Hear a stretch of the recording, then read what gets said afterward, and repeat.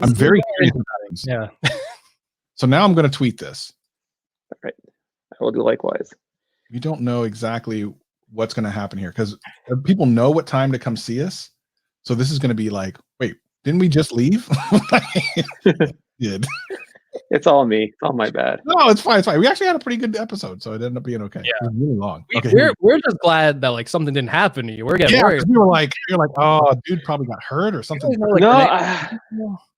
No, I'm usually like I was just editing and I had my alarm was set for Pacific time for some reason, and and nothing went. So I was just editing, and then I'm like, I'll check Twitter. I don't usually check Twitter when I'm editing because otherwise I get no editing done. Right. Hold on. You have actually. So since I'm technically live on my Twitter, people can see that now and probably like, whoa, wait, what's going on? Hold on. I know how these things work, I swear. I'm tweeting right now. I didn't get the @ because I was doing it from the shared thing, which is dumb. What's up, Viper? Good to see you. Hey, Viper. That's right.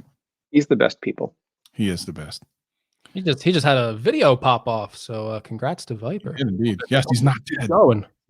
We had, and when I say we, I mean I had might have died. Oh God, yeah, especially in the age of Rona. And then, the thing is, I was like, and the worst thing is, the last thing he did on Twitter was retweet Andrew Edwards, which is the worst thing you can do. And Andrew was in the chat when I said that too, so that was fun. All right, yeah, we're not going to waste any time. I want to get right into this. Everyone, thank you for rejoining us. We're actually just going to get straight into the podcast. This will not be tomorrow's episode. It'll actually now be like later in the week, which is cool because I've been wanting momentum on this week after this past week anyway. So we'll just do an intro. We'll talk briefly about why we're doing a second video, and we'll get right into it. Thank you all for rejoining us. Like I had a recap. I had to go early, guys. Leave it Monday morning. Hey, well, now you get double the Gadget Cast on Sunday. Round 2. All right. So let's do this. Are you about ready there? Yeah. Okay. 1 second. And tell me when you're ready. Okay.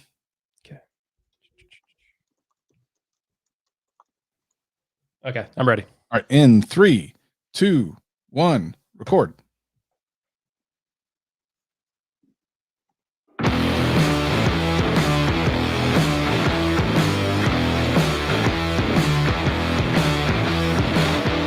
Hello again, world. It's another episode of the Gadget Cast. I am your host, Gregory McFadden, joined always by my favorite podcast co-host, Travis MCP. You're saying you got other ones now? Have you been? Yeah, there's a couple other ones back in my past, but I think you're now my favorite.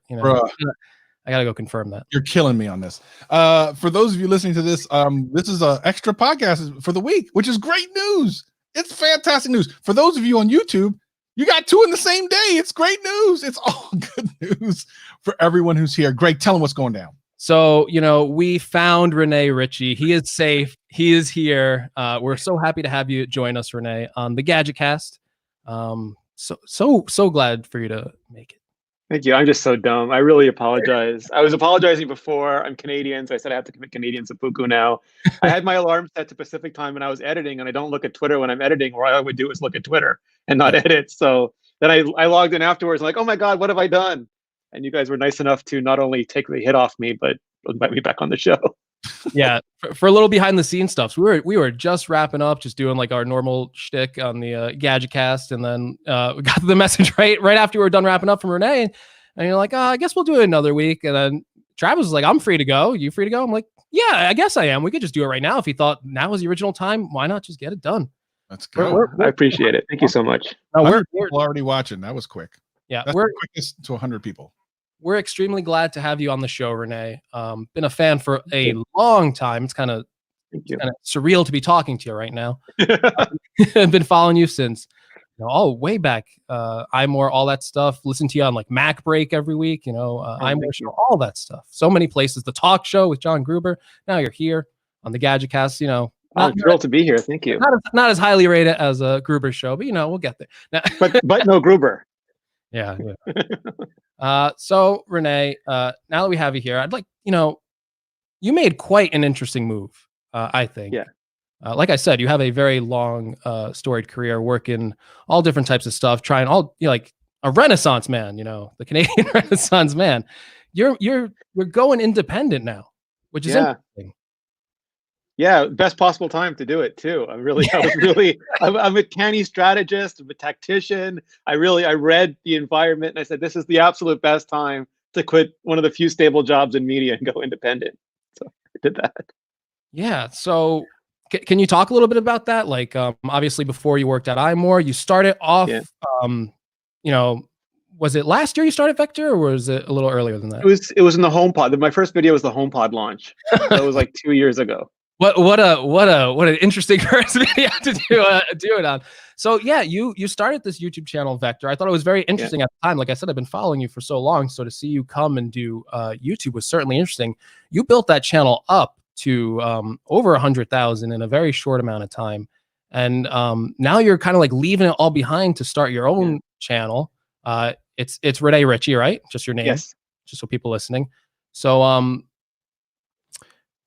why go independent? Why, right? Why? Why did you do this? It was working for. It was a long time. Like I've been working at iMore for 11, 12 years and I loved it. It was great. I got to run my own site, and we had corporate overlords. So if anything went wrong, there was always people running the CMS and doing everything. And I would do videos occasionally, like if there was an iPhone review or something, I'd do a video for it. But it was never their priority. Well, I shouldn't say that. They were doing video. They were doing Mr. Mobile, Michael Fisher, and he's amazing. He's just like top notch.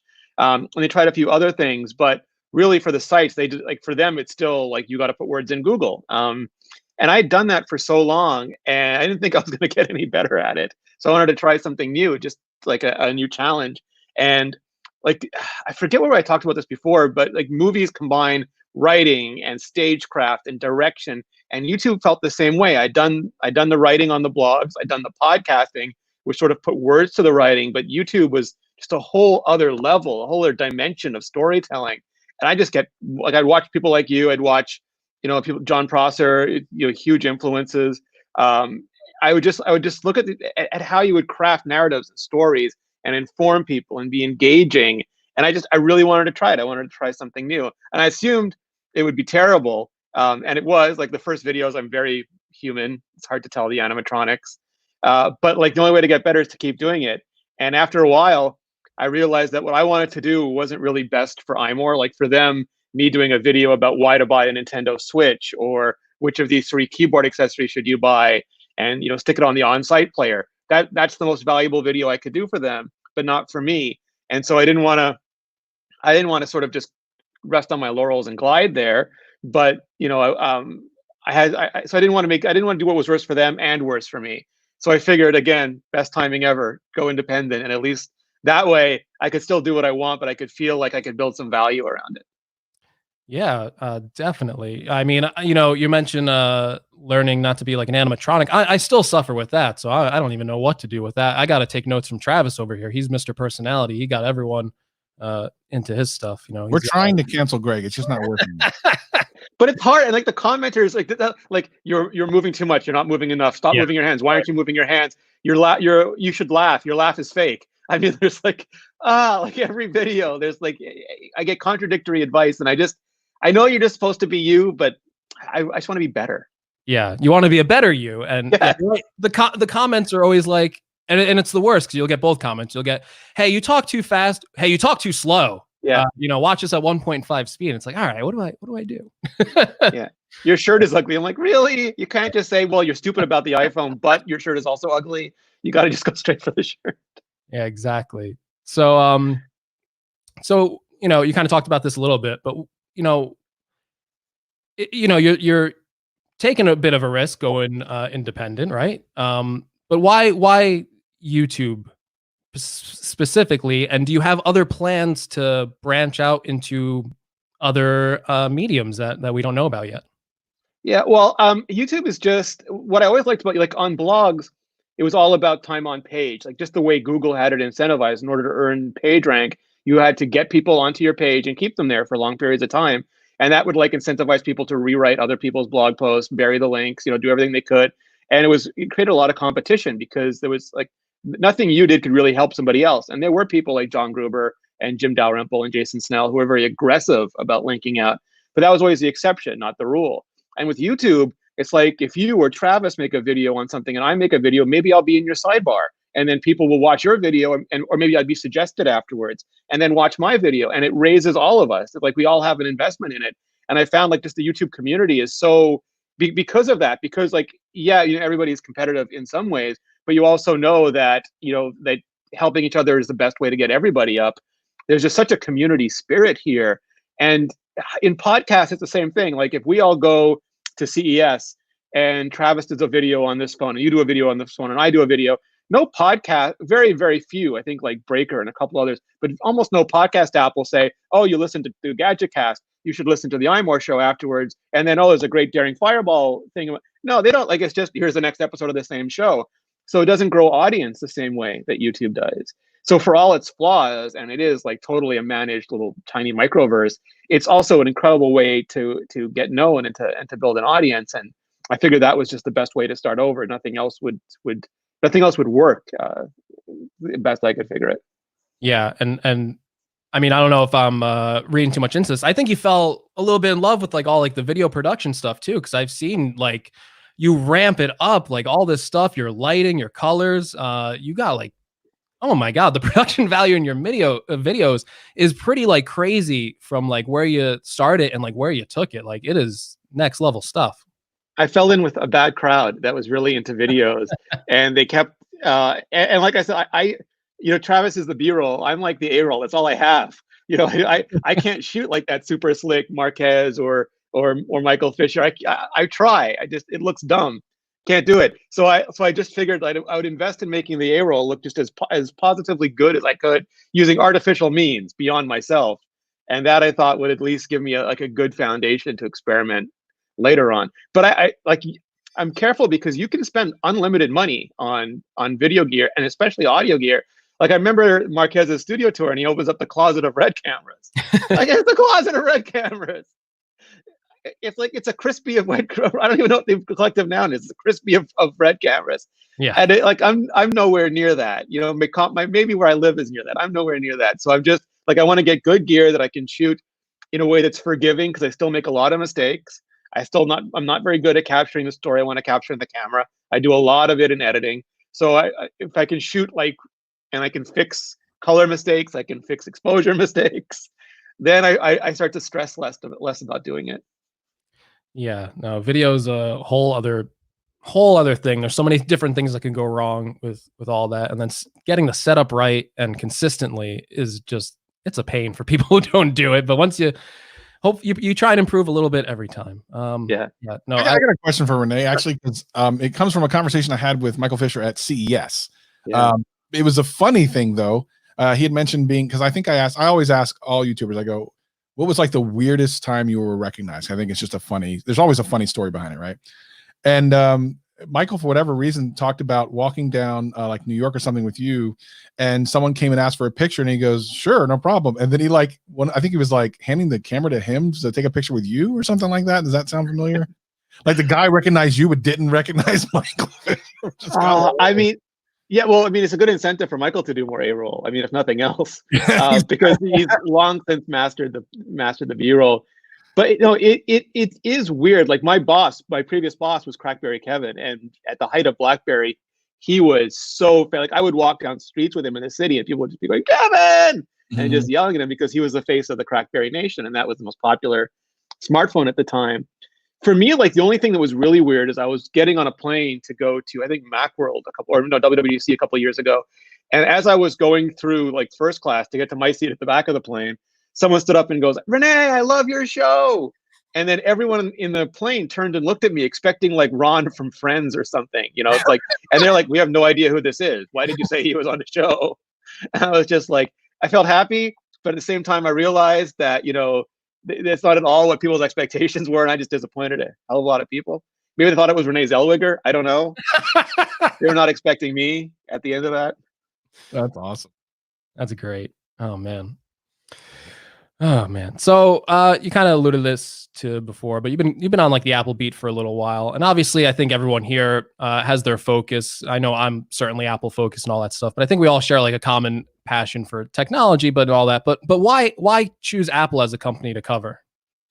So it wasn't so much that I chose it. I back in the day, I was working in product marketing at an enterprise software company, which is absolutely as exciting as you're right now picturing it in your head to be. And I used to listen to the Trio Cast with Dieter Bohn and Mike Overbo, and they had Trio Central, the website. And I watched the iPhone keynote, the original one with Steve Jobs, and I had some Windows mobile device. I had an HP Jornada. I had a Palm Trio 680, and I had just never seen anything like that. And I wasn't a Mac or Apple person at all. I had an Xbox. I think the Xbox. I had PCs and Xboxes for years. I was all in on Microsoft. I believed Bill Gates when he said he was going to have this future technology where everything works together. And like everything he promised that never materialized in 10 years, I believed. I was all in on Microsoft. And I saw that keynote and I couldn't believe it. And then the same company, it was Smartphone Experts back then, it's Mobile Nations previously, now it's part of Future, but they opened up an iPhone site called Phone Different. And because I was used to Trio Central, I would go over there and they stopped putting up articles for a while. And then I noticed Dieter was writing them. And I'm like, why are you writing these? You're the Windows Central guy. What's going on here? Or the Windows experts back then. And then he messaged me and he goes, do you want to write some articles? The guy who was running it just quit to take a really, sexy job in network administration for a university. And I'm like, oh, okay. So I wrote some articles. And back then, their sites were set up like you had one site and one personality for each site. So Crackberry Kevin was for BlackBerry, and I was supposed to become the Crackberry Kevin for Apple. And I can't do what Kevin does. He is amazing. He's like super mega excited, 8 exclamation marks. I can't do that. So I tried my best to do what I could, but my job literally was just being like the platform champion for Apple. So what do you think about all these leaks that have been going on lately? It seems like, first of all, the industry at large is seeing a lot of leaks, but Apple, who has been notoriously good for many years at kind of keeping a lot of the more interesting parts of their products, are now seeing massively crazy leaks. John Prosser, as you know, a friend of ours, even leaked some stuff right before in our last episode to us about the iPhone 12. Showed us a picture of what the iPhone 12 really is going to look like. And it's not like what everything Apple Pro showed. This is another level. 2 questions. Number one, what do you think, first of all, about that? And secondarily, good or bad? How do you feel about it? So I'll go back for a bit. There's like different kinds of leaks. So like there's one set of leaks, which is like they're dumping toxic waste or they're poisoning people. And those are like whistleblower things. And that's hugely important, and I really support that. This kind of stuff, I sort of, and I don't mean this to diminish them in any way, I sort of classify them as spoilers. It's like if somebody gives you the plot for the next Star Wars movie or the next Marvel movie, you can choose to read it. You shouldn't go into the movie and say, oh, this is hella boring. No, you read it. Like you read the script, you know what's going to happen. And if you don't want to do that, like there are some people I know who don't watch the trailers even, like they won't watch the new Bond trailer. But yeah, some people do not want anything spoiled. And I think that's fine too. And reporters report. Like the leakers are the people inside the company or inside the supply chain or whatever who are given the information. Those are leakers. Other people are reporters, and that's exactly what a reporter's job is. If there is a certain level of curiosity, like don't go leaking lame stuff like what Bill down the street's having for breakfast. No, Bill has a right to privacy. Nobody cares. But if there is a level of public interest, and there certainly is in Apple, I mean, there's most business publications survive off their Apple headlines now. It's a big industry. That kind of stuff happens, and John has a really, really good source right now. Mark Gurman has had he's had really good sources in the past. Still has really good sources on occasion. John Pachowski previously at Recode, I forget where he is now. I think he's at BuzzFeed now. Has had really good sources. Ina Fried has had some really good sources. So there are people that get these stories and they publish them. And just John is on a tear now. I mean, if they find out who's leaking it and they stake him over an ant farm, that may stop tomorrow. But for right now, he's doing his job and he's on a tear. Have you had things leaked that were very much well unknown? And if you did, like, what was your thought process behind that? So I used to do leaks, and I've talked about this with John. I used to do leaks back in the day, around the same time Mark Gurman was at 9 to 5 Mac still, and they just stressed me out. Like I reported on the original iPad Mini before it was announced, the Lightning connector before that was a thing, and those were super stressful because like even though I vetted it, I checked with multiple sources, I believed I had the story. You never know, and then you're waiting. And in those cases, it wasn't like a month. I reported these things like 3 or 4 months ahead of time, and it's like you're waiting, and if you're wrong, you feel like an idiot. And I don't think like if you get one thing wrong, everybody gets one thing wrong. Accidents happen. So like if John's next story isn't right, or if Gurman's next story isn't right, I could care less. They're still based on their existing record. They're awesome. They're fantastic. So I didn't stress about that, but it's just. And then I worried about the people involved, because I wasn't always sure that they would be able to cover themselves. And I know other people who've had problems with people being found. Like Gurman famously leaked the memo of the people being fired because of leaking in previous stuff. Like that's one level too much for me. I gotta stop way before. And to make it more complicated for me, a bunch of people that Apple ended up hiring a bunch of people who worked at iMore. And I never wanted, even if, we never talk about Apple, we're very careful about that. But the assumption is going to be that if I get something from Apple, maybe they told me, and I never wanted that to be a concern. So I stopped doing it, and my stress level is so far down now. I'm so happy. But other people are really good at it. They obviously, Gurman loves it. He's been doing it for a decade. Ming-Chi Kuo has been doing it for a long time. John is, I don't know what John's stress level is right now, but he's having, his last video was really fun. Yeah, so, it's terrible. Trust me, it's terrible. So you have to, at the end of the day, you have to figure it out for yourself. But if somebody does do this really well, more hats off to them. If they choose it's not for them, huge respect for knowing what you like. Yeah. Anything in those leaks that you find particularly exciting? I know it's a ways out, and like you said, you never know if anything's going to come true. But anything you want to see or based on these leaks? So I had one of the things I don't do leaks now is that I still know a lot of people there, so it's not like I still have a rough idea what's happening. So I try not to talk about that kind of stuff. I just try to, if people do put out leaks, like if John does, I give my analysis. John is so accurate though. There's really little point in doing analysis. It's not like some leaks are like outlandish, and you don't want anyone to get burned by them, because in previous years people have leaked like designs that weren't true, and case companies have gone all in on them and lost tons and tons of money. So you never want to see that happen. But I'm really like, there's things that I want Apple to do just personally that they may not be doing, but I still want. Like I really want good zoom on an iPhone. Like I think most people, their kids are running in normal times. Their kids are running around on the playground or they're playing sports, and like you shouldn't have really bad photos of them. You should have really good photos and videos of them. And I think Google's digital technology is really, really good, and Huawei and Samsung's physical periscope cameras are really good. And I'd like to see Apple. That's like one of the big things from DSLRs or from point-and-shoot cameras. The zoom that Apple still hasn't addressed. So my needs are sort of like, what do I think real people want to do with their stuff? What still can't they do? And those are the things I really want Apple to address. Yeah, definitely. No, yeah, you're definitely in a unique position where a few people at Apple and stuff like that, and yeah, you definitely don't want to get people in trouble. I couldn't even imagine. Never. Yeah, but I see what John's going through, leaking all this stuff and how stressful it is, and I've been following this for a while, and I can't remember someone ever leaking exact like date like this, like that far in advance, and then the day of, just the time of the announcement. It's kind of crazy seeing John go through that, and his source must be up high. Yeah, not even going to speculate. Yeah, exactly. Except the poor guy. I hope the poor guy's got one of those Harry Potter cloaks. Oh man. So do you have anything else, Travis, before we move on? Yeah, real quick, because I know you're going to get into some MacBook stuff. iPhone SE, we talked about it on the last episode. I would love your feedback on it. We talked about how it's a big deal. It's not a new deal because they've obviously had an SE before, but it's a big deal when you think about the last couple of years of iPhones going up in price. And then recently, in the last 2 years, Apple kind of going, hold on, let's go back a little bit with the 10R and then kind of the 11 and stuff like that. Now they've gone way back down. And it'll be interesting to see what happens next year with Samsung and see if they try to follow suit, because this year they went the exact opposite direction. I don't know what they were thinking. What is your thought overall about the importance of the SE, especially considering like economically we're in a weird place, and where does that put us for the iPhone 12 release, where we are economically, we may or may not be completely recovered?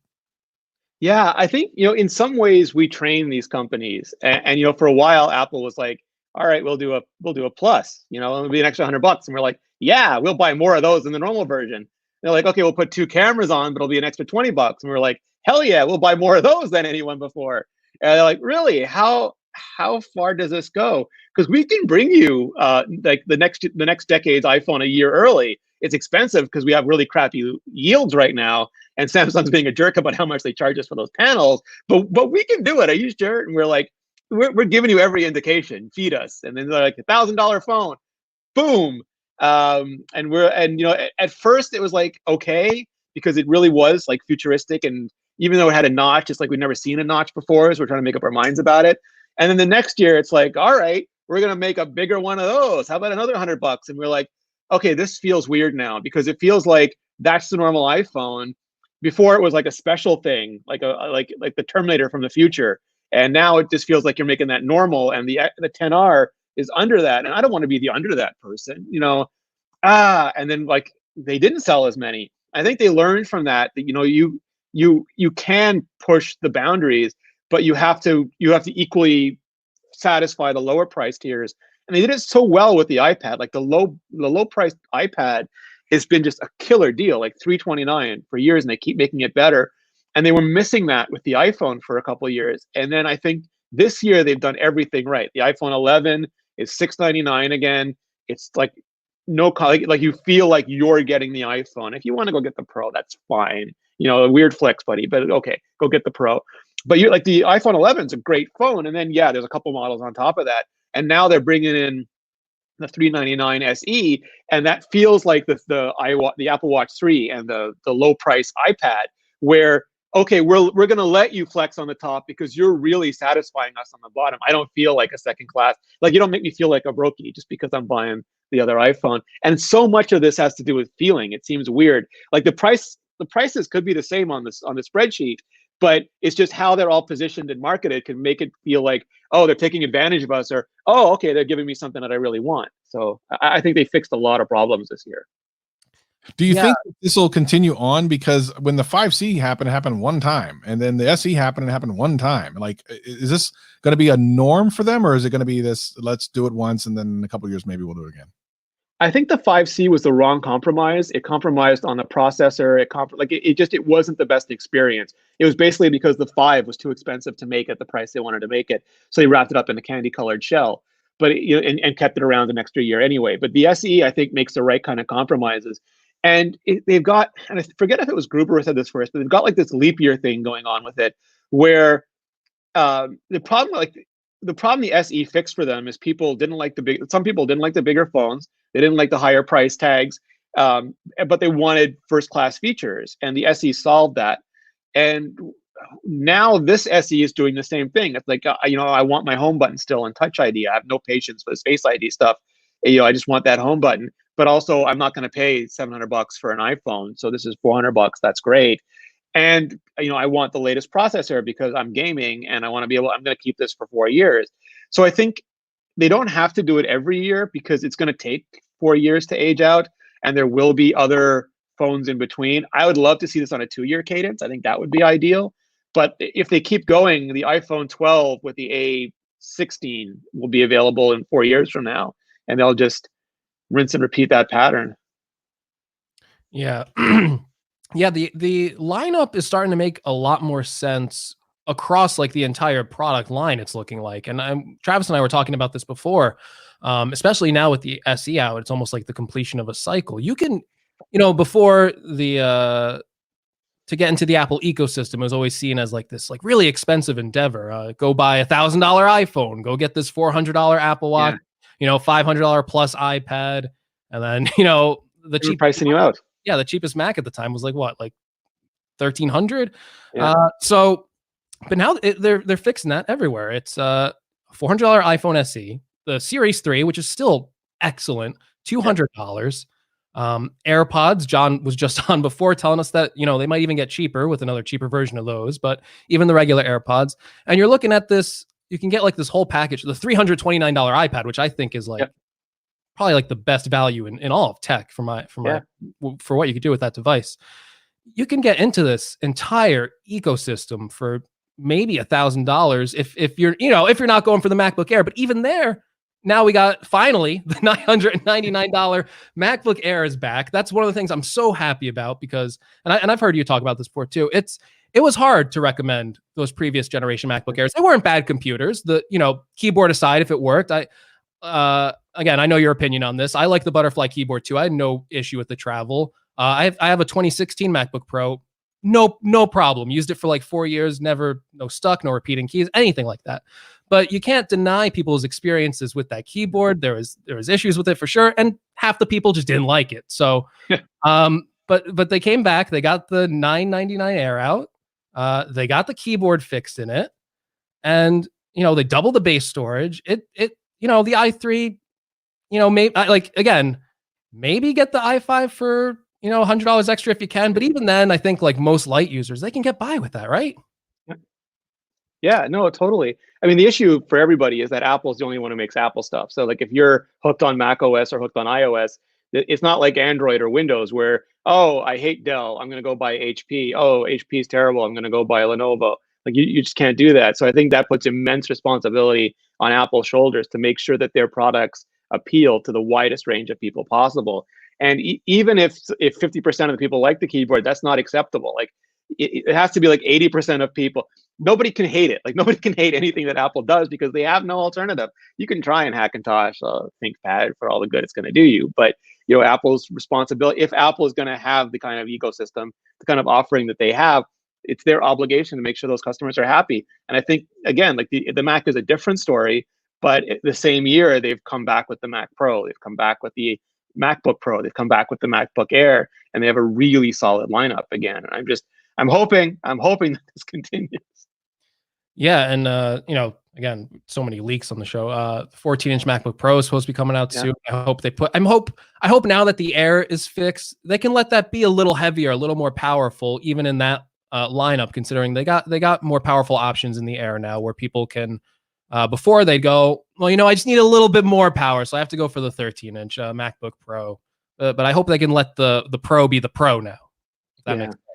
Well, I mean, they had a different, like their issue. I think like the reason they went wrong is that they saw what was happening with the Air and with the iPad, and that they were getting this huge mainstream customer base. They were always a niche computer supplier before that, mostly creative types, publishers, people in graphics, all those kinds of things. But because of the iPhone and later because of the iPad, they started getting mass mainstream appeal.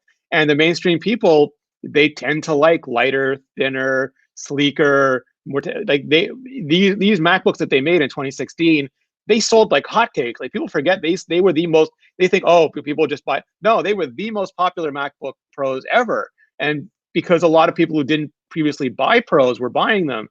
I always thought the problem wasn't that they made those Pros; it's that they made those Pros. They made a model underneath it for MacBook Air owners, but they never made a model on top of it that was that heavier MacBook you're talking about. That had, I am a traditional Pro. I don't like those other Pros. They're not real Pros to me. I want like a real beefy, heavy fan graphics card. Like if they'd made that as well, I think it would have taken a whole lot of pressure off of that product line. Yeah. And we're seeing them fill those gaps even now. Obviously the Mac Pro was in limbo for a long time. Yeah. They got that. You can get the what, $600 wheels if you want them. They got all the I want to make a go-kart out of that so badly. Exactly. We got to do a collaboration, do it yourself go-kart. Get all the wheels, Marquez on it. You get Viper strolling down a hill on it. We'll get that going. He'll just be drinking Starbucks, shaking his head. Yeah, exactly. We fly by on our scooter. Yeah, but you got the 16-inch MacBook Pro, which I use. Yeah. I think it's a fantastic machine. There's a lot of the problems. There's still some short sites, but it's a way better machine than the 15-inch in my opinion. And but it's an interesting conversation too at the same time, because I think a lot of people are still upset with the Air, and it's not even that it's not even Apple's fault at this point. It's kind of Intel's with their chip architecture. People just want the ARM MacBook, and we see how powerful these iPad Pros are. And it's not like I said, like I recommend the Air for anyone who wants like an affordable MacBook, but at the same time, you look at the iPad Pro and you're like, if they could just put that in there, we're on a whole different level. Then all of a sudden you're a pro again with this machine. You're crunching through like 4K video, like no problem. Yeah. Or even AMD at this point, like if there's not a short-term ARM strategy, and I only say that like I think both John and Gurman today or the last couple of days said that ARM MacBooks are on schedule, but that's been true for a decade. Like I know people used to work at Apple a decade ago and they had ARM MacBooks in their closet. Just because they, why not? Apple has so much money, they can literally prototype anything that any blogger or YouTuber or anybody can come up with. It's just like, yeah, scratch off 10 of those. We'll see if they're in it. No, not good. Use them as coasters. That's fine. That's just the way that they roll. So they've had it. and Intel is just, like you said, struggling. AMD is doing so well right now, and it's hard because it will be difficult to transition for some people, like the people who are used to running Parallels or Boot Camp, or are really invested in the big apps that like Photoshop and Final Cut that haven't been transitioned to ARM yet, like at all. There's Photoshop for ARM, but it's nowhere nearly Photoshop. It's like a subsection of Photoshop. So it'll be a painful PowerPC to Intel style transition, and maybe AMD will serve a lot of those needs for a couple of years while they're doing that. I don't know, but the Intel thing really is like hard at this point. Real quick, I want to get this question from the chat. Renee, do you think Apple will or will allude to the delays at WWDC without mentioning specific devices? So they just traditionally, they don't consider anything they haven't announced delayed. Like they will tell, like when the HomePod was delayed, that was delayed. When AirPower was delayed and canceled, that was delayed and canceled. And, and they feel terrible about that kind of stuff, which is why they don't pre-announce things. Other companies will pre-announce things like years in advance and never do them. Apple's really careful about that. So I think they might talk about the challenges that's faced with COVID and with the supply chain and with everything, and that maybe it's it's messing with their schedule. But I don't think they'll say that anything is delayed unless they announced it and weren't able to ship it. They'll just say they're coming. It's all about the language. They'll just say it's coming out later than expected, or as we adjust, or as our new schedule rolls out, or we have plenty of great and exciting products coming your way in the next year. Yeah. Very true. What is the thing you're looking forward to most this year? I mean, there's not a lot left. And again, I would argue that some of that stuff could probably be held off. Oh, before I get into that, I do want to ask a question because I don't want to forget this. I almost forgot it. iPad. So iPad Pro is something that I use to edit all my videos on. I love the iPad Pro. I'm a big kind of proponent of it. I don't like what they did with the iPad Pro this year. I feel like they let me down. I waited 2 years for what I would consider to be an upgrade. I didn't get one. However, having said that, still a powerful piece of hardware. Could easily slip into the beginner stages of a laptop for Apple. The one thing that's been holding them back is the ability to run some of the more Macintosh-oriented software, which, as John told us in last week's show, is perhaps a possibility. What do you think about the iPad Pro being the first line of laptops? Is that something you think Apple would ever do, or is there reasons they would or would not do that? I could see it being a developer device, or if they do announce ARM laptops, they could say, you can download the developer kit and use your iPad Pro with a Magic Keyboard to prototype or to transition your apps. Now, I think they have a huge philosophical divide still in Apple about the iPad being the computer for everybody, and other people saying it's so powerful, you should let people do more with it. Right now, the biggest problem, if you want to call it a problem, in terms of those kind of apps is RAM. Like you look at a basic MacBook comes with 8 gigabytes, goes to 12 gigabytes. The Mac Pro goes to, I don't know, to control a byte. Like just so you can just throw RAM at that thing. And the iPads, even this latest update, stops at 6 gigabytes, and that's fine for most things. Not fine for like full Photoshop. Not fine for Final Cut. I'm not sure what the Xcode hard limit is, but people would probably want more. They want to run virtual machines to simulate the different devices, all those sorts of things. So I think the biggest indicator of Apple, bringing the iPad more into the Mac territory would be when they start really beefing up the RAM limits in them. And like this year's model, I think really was just a developer version. It was just because they need LiDAR apps. If they launch the iPhone in September without LiDAR apps, it's a headline. Like it's something everyone's going to talk about. If they launch the iPad with it and there's no LiDAR apps, it's like, oh, it's a geeky little iPad for the geeky little nerds. It gives them 6 months of those apps being made, basically. And I joke that they should have called it Developer Edition, and I think they actually would have sold more because it sounds like a cool name. And then people wouldn't have had an expectation for it to be like this massive upgrade. It's like, here's the iPad Developer Edition with LiDAR. Let's see what you guys can make with it. It would have better set expectations. That's actually brilliant. Yeah, and I wonder. I mean, I don't even know, but I almost wonder if they had all those production issues in China. I'm almost like a conspiracy theorist in regard that maybe they just couldn't get the fabs for the A13X or whatever running in time and all that stuff. I don't really know, but it is strange to me that it did launch with the same chip. But we've been so conditioned of Apple always updates the chips in them. You come to expect it. And like Travis said, it's not like anything's wrong with it. You use this thing like every day and it's like, this thing's so fast and smooth. And it's kind of like complaining, everyone every year, a new iPhone comes out and the first thing you hear is, oh, they don't need that powerful chip inside of it. The first time they release a new iPad Pro without a new powerful chip inside of it, everyone goes, why isn't there a more powerful chip inside of it? Yeah. No, I mean, it's a good theory because everything is subservient to the iPhone. Like every software team, every hardware team, and if they need capacity to make sure the iPhone is done, they're going to do that, and everything else has to take a backseat to it, including whatever silicon. And it could just be the silicon teams. Like, why is there no portrait mode on this iPad? And I'm willing to bet it's because that camera team is working on the iPhone 12 camera, and I'm willing to bet the silicon team is working on the iPhone 12 team. And those like their teams are still small, and that bandwidth is still limited, and they put all of it behind the iPhone, and then it typically trickles down. And like there's other it's got Wi-Fi 6, which is great. 5G is not coming till at least September, so it's sort of the iPad they could make instead of the iPad some people wanted them to make. And that's how I totally take it, and that's what I said in my review. It's like, if you have the 2018, skip this one. Don't feel great that you have a great machine that's And that's what they expect. Like they expect you to buy every 4 to 5 years. They know that only the geeks will buy it every year, and they're like, okay, fine, you guys have to buy it every year. That's fine. Most people buy it every 4 years. So that's what we're. Yeah. And their big thing is they still update the stuff because, like, let's say like you don't have to make a new iPhone every year. Sure, but let's say you didn't buy this year and you want to buy next year, and it's a 1-year-old iPhone. You get less useful life out of it. If it's a 2-year-old iPad and you buy in 2 years, that's a 2 years less life. So they want modern versions there. So whatever year you choose to buy, it'll be as useful for you as long as possible, because everyone's buying year is different. Yeah, it's a better value for people who are just jumping in today. It would be more of a shame if they just kept the 2018 going until they had the next one out. Yeah, they even updated the storage on it. You got 128 now in the base, and some more RAM, the LiDAR, whatever. But it's just more value, same price, same dollars you'd pay last year, more stuff for that same value. Yeah, exactly. Let's take a look at some of the questions real quick from chat. I want to make sure we don't miss these. Tech for Your Needs asks, how about the MacBook Pro 13 becoming the 14? Yeah, I really hope so. They did that with the 16-inch. I think it turned out really well. It's not the redesign we're all waiting for, the one that has, the clearest full-on war on the bezels. No. But it's going to be an interim step before they switch the processor platform, I think. And then also Modern Day Tech, I'm missing talk about AirTags at WWDC. AirTags. What are your thoughts on AirTags? I really like the idea. I've been waiting them for a while. I thought they would be the AirPods to the iPhone 11, and then they weren't ready yet. So.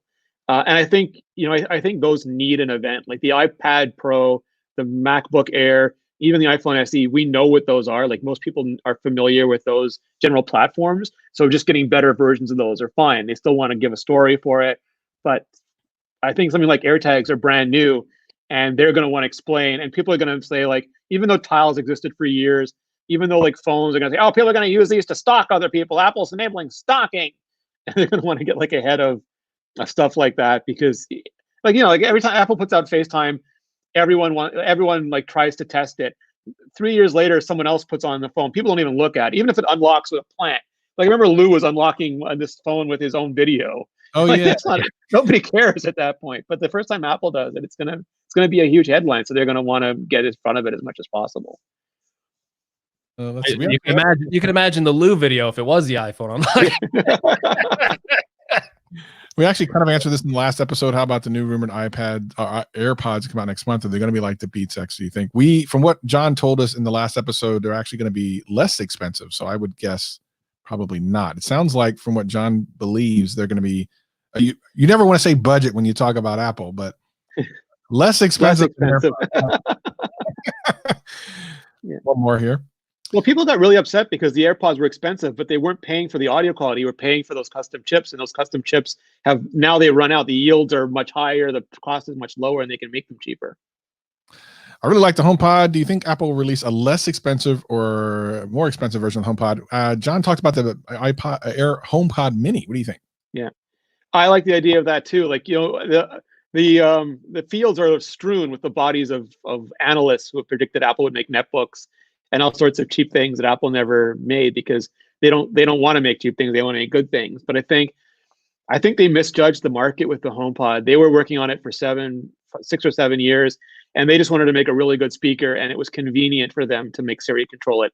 Meanwhile, all these smart speakers came out where the speaker was rather secondary, and people just wanted the assistant. And so Apple launched a really good speaker in the commodity assistant market, and that happens. But I think if they can address that and they can make a good speaker that's smaller, that you can put in your kid's room, that you could, back in the day, you could travel with, you could do all these other things with, I think that's a good market for them to be in. I look at it more like the iPod market, where they can have an iPod Classic, but also a Nano and Shuffle.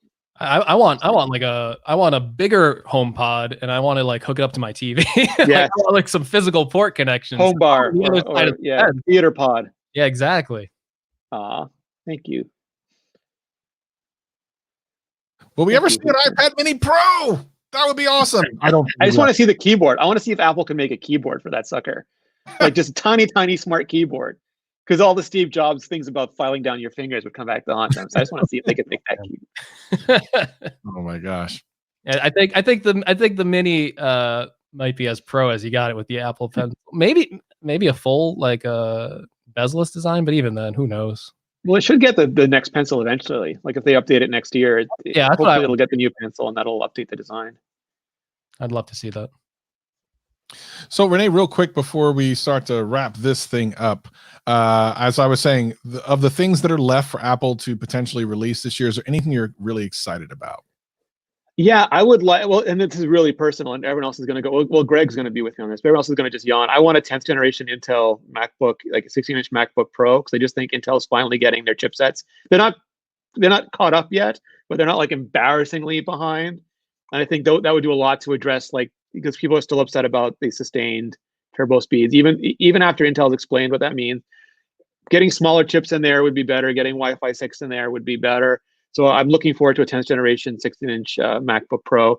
And then the iPhone. The iPhone is always like Christmas and Hanukkah in September for me. And even if it's October or November this year, I just want to see what they're going to do. I want to see what they're thinking.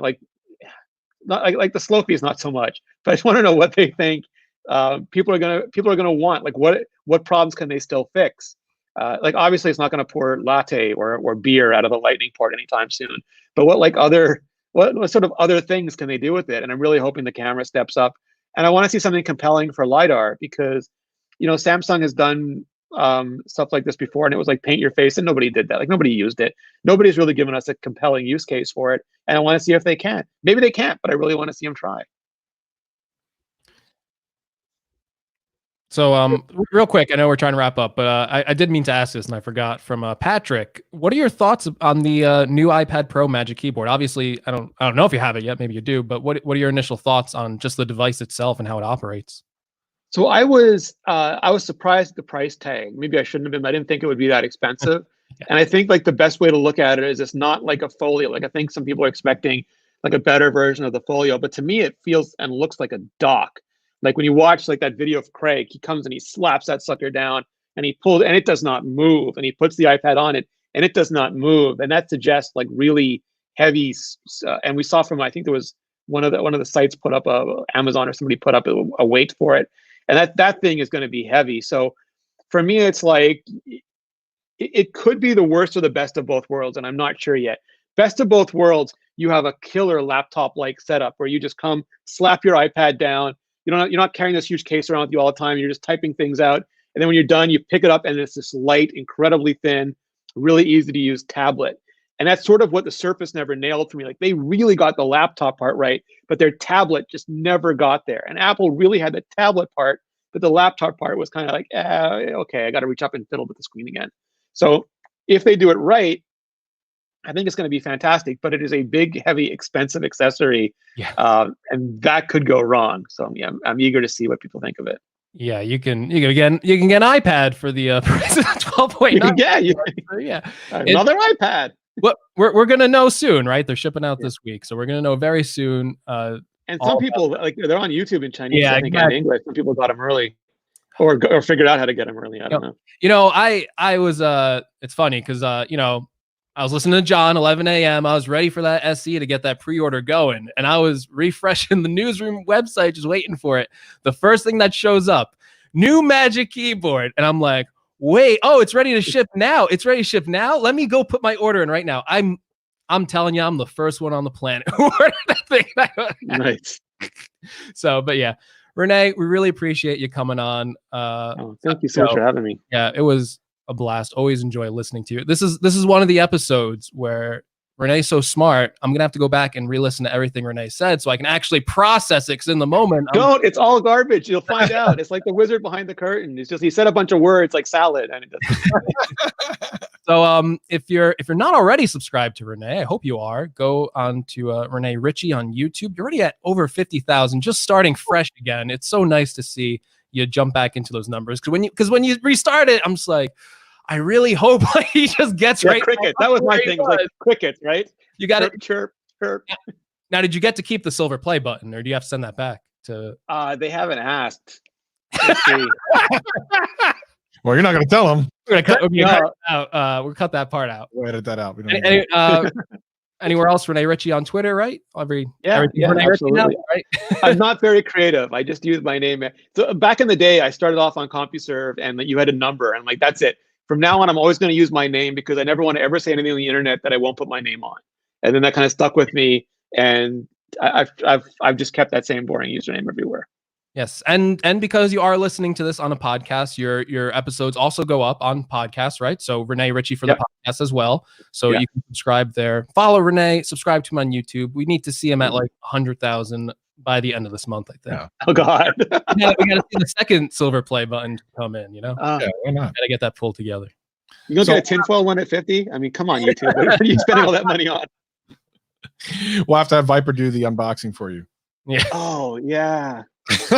Don't you imagine that he secretly has like these giant swords that he's unboxing things with, but he won't do it on camera? It's like he's got like katana and like Shaolin swords. Viper's the dude, man. I feel like Viper just stares at the box and it just like opens up right. It opens itself. I think you're right. The sunglasses come on the box. Exactly. That's awesome. Well, yeah, we definitely thank Renee. For people that are in the live stream, of course, we do a quick after show. Probably not as long as last time, but we'll do a quick one for you guys because we know we love all the people that are here for the live stream. For those of you on the audio podcast, check the show notes for all the information. Of course, check it out on youtube.com/gadgetcast. We are here every single week doing crazy stuff. Hopefully you enjoyed it this time. We definitely appreciate Rene Ritchie. Make sure you check him out, ladies and gentlemen. We will see you next week. I'm Travis. He's Greg. And the other guy's Renee. We'll see you next week.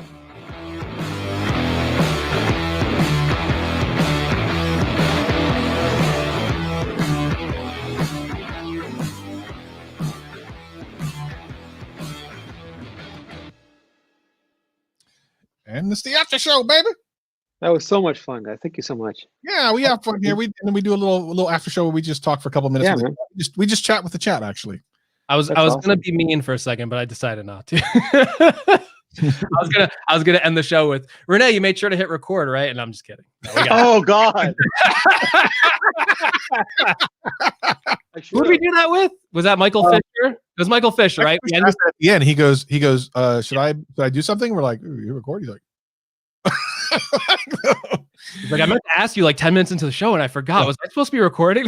Like, yeah, no, you don't need to do anything. You don't need to do anything. After show starts now. So real quick, get those questions in for Renee. We're going to go ahead and give him a quick fire round before we head out for the rest of the evening. Let Renee get back to his stuff.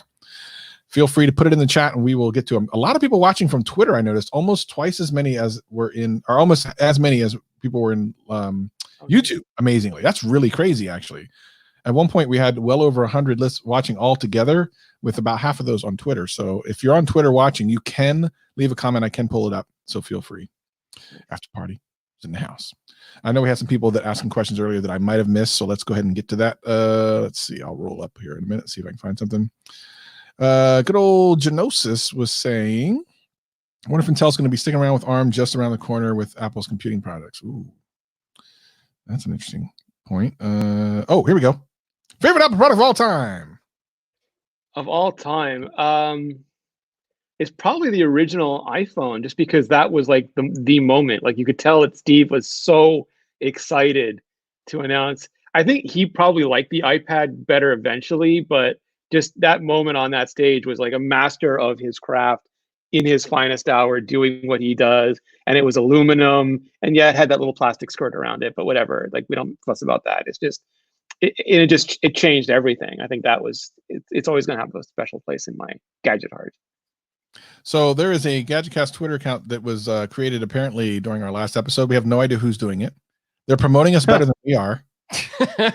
This is true. They've like cut. Sure, yeah. You don't know who this person is, and this is not a joke. We literally don't know who this is. They have a Twitter account and an Instagram account, but we thank them. All right. Well, we finally see multitasking on the iPhone. Listen, I've talked about this on videos. So, what do you think, Renee?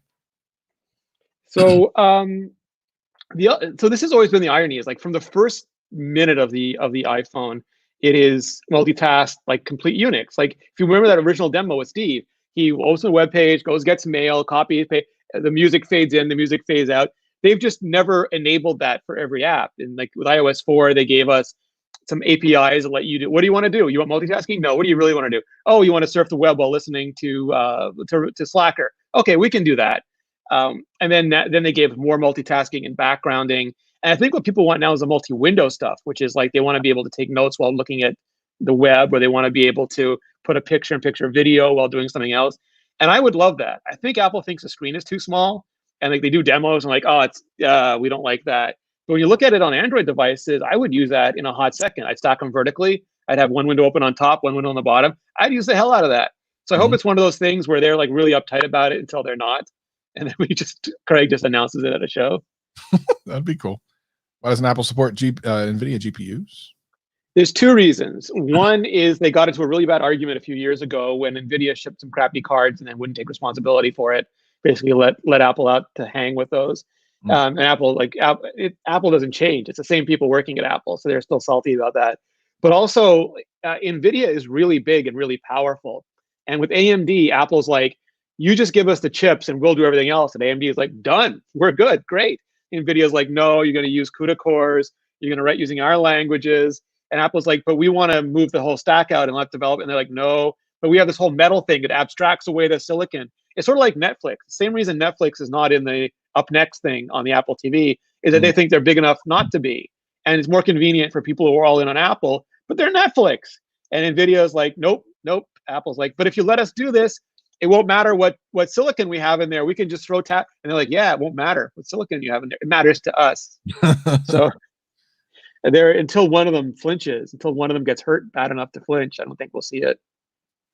What about pencil support on Pro Max iPhones? What do you think about that? Is that even necessary? Love that too.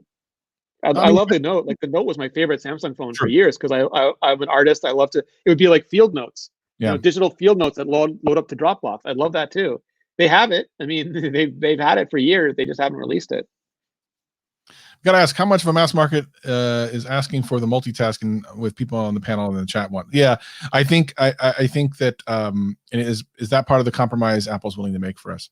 So yeah, is it really multitasking or is it like multi-window? Which I think Renee definitely made a great point about that for sure. I just want picture-in-picture video, but I know I'm just going to be disappointed because what I really want is YouTube picture-in-picture video. And I look at the iPad, which has had picture-in-picture for so long now, and YouTube still doesn't support it. So I know I'm just going to be disappointed either way. Yeah, they want you to pay for that YouTube Premium. Exactly. Would Apple have more customizations, admitting that Android was right? I mean, the right and wrong thing is hard. They came at it from such a different place. Like if you look, they both do very similar things now. There's still some things they do that others don't. But Android has had to redo almost everything that Apple got right, and Apple's had to redo almost everything that Android got right. And now it's just a philosophical difference. Android is tied to customization because they have so many vendors. Like Google makes its own phones now. It didn't for a long time. And Samsung and HTC were not going to ship phones back in the day that didn't look like Samsung and HTC phones. So it was built an entirely different ecosystem. Apple could. I mean, they've had a couple things that would be more customizable, but they also have this philosophical thing where it's like our users don't want to work for their computers. They want their computers to work for them. And you see that pattern over and over again. People are young. They like build their own Hackintosh, their own custom gaming machine. They get there in the day, the Windows phone, now the Android phone, they customize it. I'm using Comic Sans for my screen font, deal with it. Like it's all these things. And then at a certain point, it's like, oh man, I'm busy. These kids are killing me. I don't know. I just need a computer that turns on when it turns on. And it's the same reason why there's like limited customization on Chromebooks. It's like those things are meant to be managed by the little binary blobs, not by humans. And Apple's like, here, this works. You don't have to futz with it. There's no pressure. You can't customize it. No pressure. And a lot of people really value that. And it's not the nerds like on Twitter and on YouTube, but it's like 80% of people who'd be like, I don't even know what a font is. Why are you yelling at me? Yeah, I I'm one of those people where like my sister has an Android and she's got like the Comic Sans like font like set to. I'm just like, what are you doing? I can't look at it. She's like, the Defense Department uses it. Why can't I? Yeah, exactly. Yes, these are the Q10s. Q10s. Whispers of a new budget iPhone Plus a la iPhone X. I haven't heard anything about a budget OnePlus phone. Oh, no, there was some type of rumor about that. I don't know if it's going to happen. That actually also came up in a event I was at with OnePlus here in Seattle, and they were asked that. And I think they asked the question they weren't ready for the answer for, because there was a bunch of the people from OnePlus sitting up on stage. And it was a bunch of just normal, ordinary people. It was an event in Seattle, people anyone can go to, basically OnePlus enthusiasts. And one of the people was talking about how they had been such an enthusiast and got all their family to buy OnePluses back when they were the flagship killer, inexpensive flagship killer.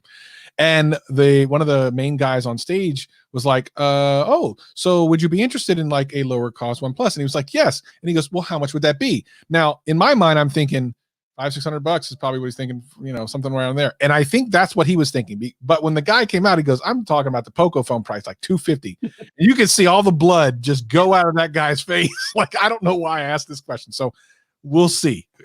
Temper your expectations. PIP is supporting Safari. Well, actually, I know this because of something Greg did, that you can do like picture in picture. Yeah, Safari, but I want it on the official YouTube app, Come on. Yeah. Real quick, do you think widgets on iOS is a good idea? Two answers to that. One is widgets are only, again, it's a super user feature. It's a nerd feature. When HTC a few years ago put out these huge statistics on their widgets, and they've had widgets for a decade, it's like no one uses them, no one changes the default. They're basically ornamentation. It looks pretty to have a giant weather thing on the top of the screen. That's what people like about it. My phone looks pretty. And all the nerds are like, no, we love it. And they do. We like some people love their widgets. They have like an information space. That's great. Very few people use them, and that means Apple's probably going to keep. I hope they move them over. I would love that, but I realize I'm not everybody. And Windows Phone tiles, I loved Windows Phone. It was gorgeous, except for those tiles. They were like night and day with Windows Phone, and they kept changing. And like, I don't think people realized it. Like, you have a work colleague, and all of a sudden he's in his Speedo in Florida because it's pulling his Facebook picture, and I don't want Speedo Dan on my phone screen. Like, please. And you have no muscle memory because the icon keeps changing. And I'm like, where is this thing that I put there? And I can't find it anymore. And it's like Netflix now changes the poster every 3 days on the thing to make, and I click on stuff I've already watched and I get so angry. Yeah. So not the Windows tile, please, but something that's maybe a little calmer. Real quick, we talked about this in the last episode. That yes, you can listen to our podcast in the music app on Android as well. So last question of the night. Will we ever see an actual Apple TV, the thing that was kind of hinted at many years ago, not the smart box? They have at least two, to the best of my guess. They're probably in Johnny Ive's house now, and he watches the Super Bowl on them. But they made them, they prototyped them year after year. They just never had a good go-to-market strategy for them, like a way that they would actually make money, because people don't buy them often. And the ones Apple wanted to make were hugely expensive, as anybody who's tried to buy bar TVs will tell you. Because they have nothing on them, and they're not. So I would love it. Not a great business for Apple to be in, at least so far. All right, well, that's gonna wrap it up for the after show. We thank everyone for joining us. Before they make a TV, they got to make just a like a monitor that's like $1,000 maybe, and then they go on the TV after that. That's what I. Yes. I don't know if you know this, Renee, but Greg over here bought and reviewed the 1000 stand. Yeah, just the stand. That's all I asked him to make a table. I asked him to buy two and make a table. I think I might have to get the wheels and do like some sort of weird project with it. A wheeled bar. Anyway, everyone is watching. Make sure to follow Renee on Twitter and on YouTube. I think if the link for the YouTube channel is not in the description yet, it will be at the end of this. Thank you so much for joining us, everybody. And of course, Renee, thank you so much for joining us here. So much. Yeah. Thank you. Really appreciate it.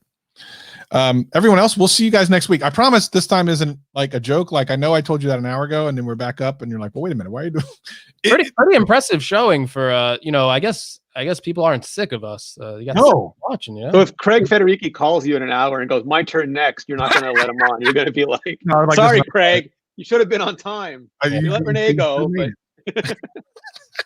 all right, we'll see everyone. Peace and love.